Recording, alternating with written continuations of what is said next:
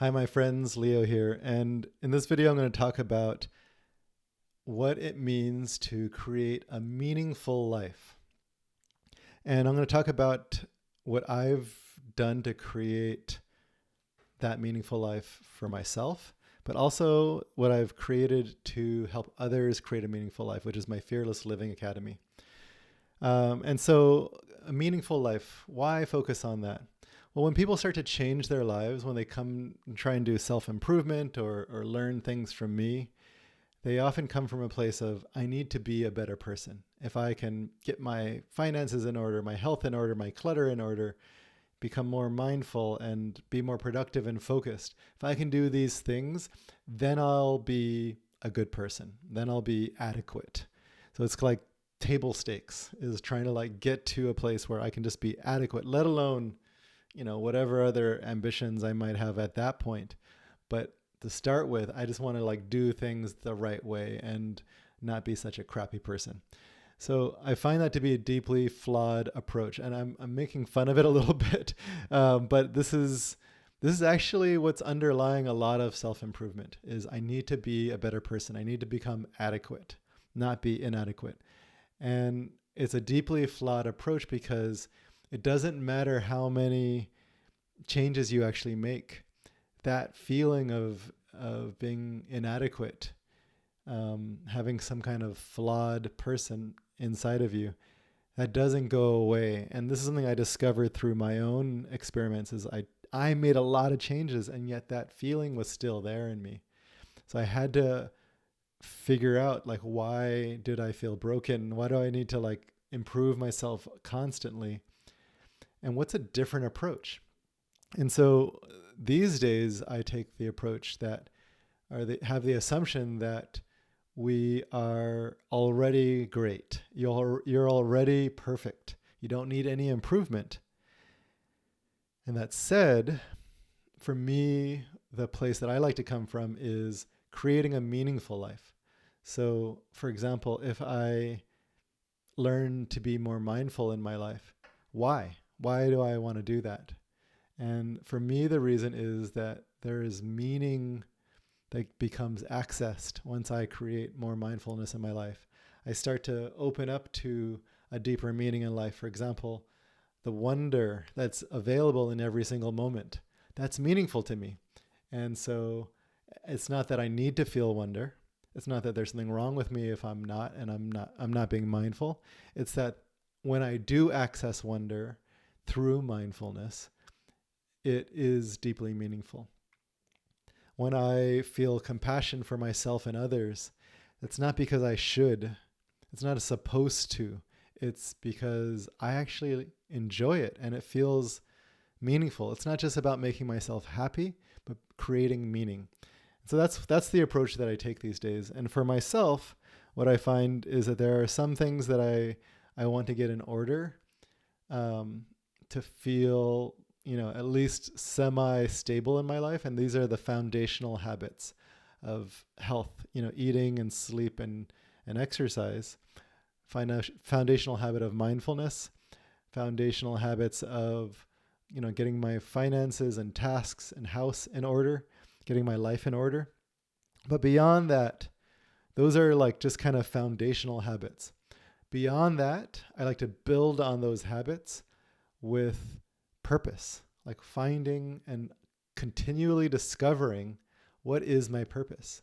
So purpose is a big one. And for me, what I've been doing with that, so my habits are in pretty good place. I feel pretty stable in my life. They're not perfect. There's always more to be improved there, but it's not about perfection with my foundational habits. It's like, can I get it to a place where I can feel at least some stability so that I can then build on that?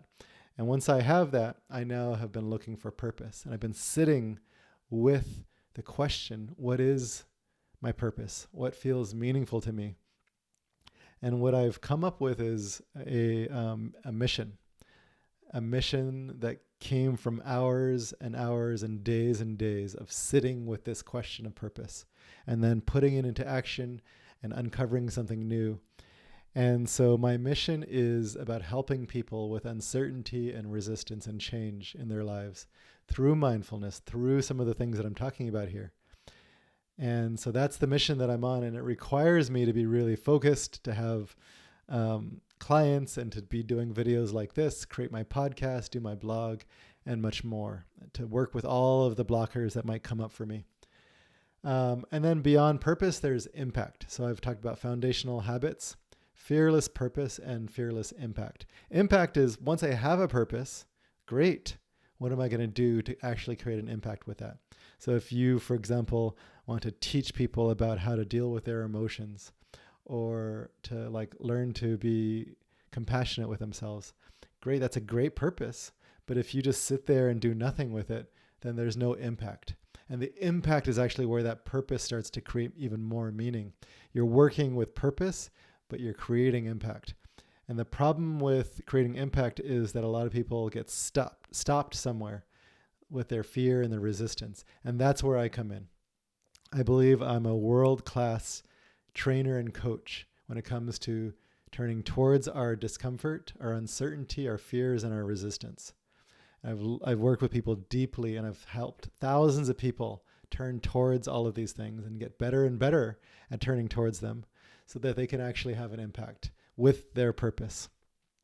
And so all of this is stuff that I have been experimenting with myself, coaching others with over and over and over with in the last decade. And now I've created a thing over the last few years, and actually have been honing it, refining it, called Fearless Living Academy. It's a monthly membership where you come in and you get courses. So I've got 30 plus courses on all three pillars: habits, all the habits that I've mentioned and more, habits of creating, habits of clutter, habits of mindfulness and health and productivity, and more, mindful focus. That's the first pillar of courses. And the second pillar is purpose. How do you uncover your purpose through action? And then the third pillar is impact. How do you create impact once you have a purpose? And how do you work with the resistance, fear, uncertainty that's in your way?